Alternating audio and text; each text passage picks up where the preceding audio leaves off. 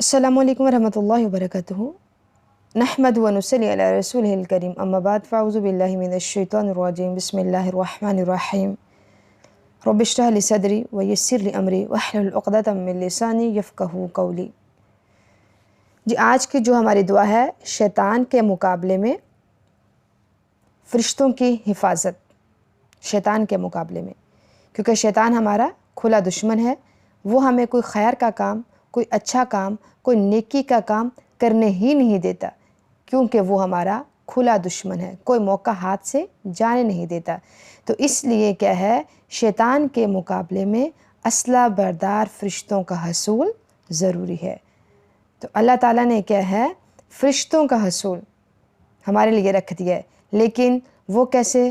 اللہ کے رسول صلی اللہ علیہ وسلم نے فرمایا، جو شخص مغرب کے بعد 10 مرتبہ ان کلمات کو پڑھ لے گا تو اللہ رب العزت اس کی حفاظت کے لیے اسلحہ بردار فرشتے مقرر کر دیں گے، جو اس کی صبح تک شیطان سے حفاظت کریں گے. یہ سنن ترمذی کی وہاں سے یہ دعا لی گئی ہے. دیکھتے ہیں کہ پھر وہ دعا کون سی ہے.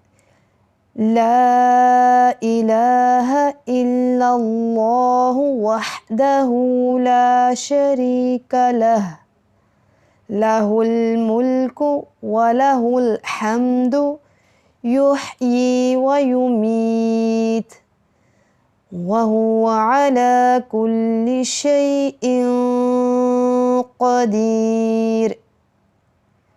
لا الہ الا اللہ وحدہ لا شریک لہ لہ الملک ولہ الحمد یحیی ویمیت وہو علی کل شیء قدیر.